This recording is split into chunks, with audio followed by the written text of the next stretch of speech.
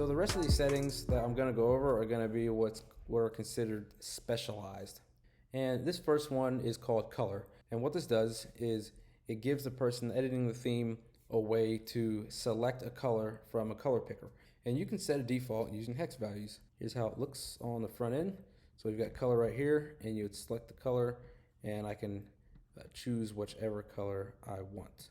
After that, we've got font picker, and font picker gives us the ability to pick a font from Shopify's list of fonts. So as the default, I have Helvetica in 4 selected already. And if we go to the front end, you'll see that Helvetica is selected, but you can change between a bunch of different fonts that Shopify already has available to us. These next 5, collection, product, blog, page, and link list, all refer to objects on the site. So if you've seen my other videos, you know a collection is just a group of products that are grouped together. Some people might call it a category.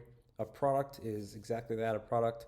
A blog is a group of articles that are under one name or under one subject. A page is considered an object. There are specific pages, and you can pull them all here. And you have link lists, which are, if you're in the admin and you're in the navigation section and you create a navigation, that is actually called a link list. And on the front end, this is how they all look, right? You would click it, and then it would give me the option to select one of my collections here. Same with products, where I can choose a product, and so on for all 5 of those. I'm going to jump down here a bit to article. Article is exactly the same as those other ones that I just went over, except it's for articles instead of entire blogs.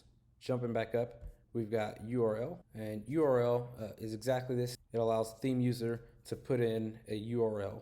And the reason you would use this over using just text and just having them paste it in is because there's a little bit of extra functionality that comes along with the URL field. And that is, it allows you to choose any page on your site. So I could choose one of these pages, and then it'll show up like that. And it'll actually have the URL for that page in there. Or I could type in a URL, and then that will also be there, and it allows you to click visit here and you can visit the page. The next is video URL, and video URL has its own special option in here called accept, and accept allows you to determine what type of video or what platform the video is coming from. And you can select YouTube and Vimeo, or if you only want YouTube videos to be uploaded, you can select one or the other. And on the front end, it looks kind of like just a text field, but what you would do here is you would paste in the link to a YouTube video or Vimeo video. Rich text gives the person who's editing the theme the ability to write text that is formatted in some way, and it's a very minimal amount of formatting. If we look at it in the theme editor, you'll see that they have the ability to insert a link into their text, or italicize or bold, some of the kind of basic features of a WYSIWYG editor. And then when you're in here typing and you hit enter, it puts that extra space, and that's going to show up on the front end as well. HTML is a field that's designated for posting in HTML.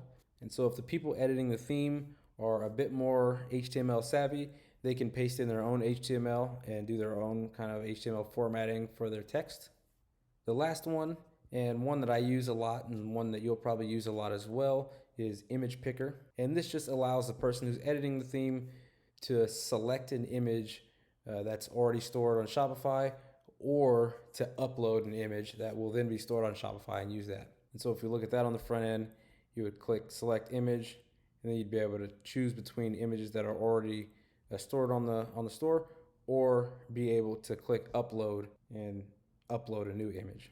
As a quick aside, when you upload images through Image Picker, they are actually stored in settings and files.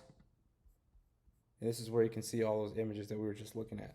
So another option is, if you have a lot of images that you're going to use on your site, you can just upload them all here, kind of bulk upload all of them at one time, and then you'd be able to go back into the image picker and be able to select through those images that were uploaded this way. So those are all the settings available in Shopify theme settings, sections, and section blocks that give the theme editor a chance to customize their theme. If you found this video helpful, make sure you like, comment, subscribe, and hit that notification bell, and I'll see you next time.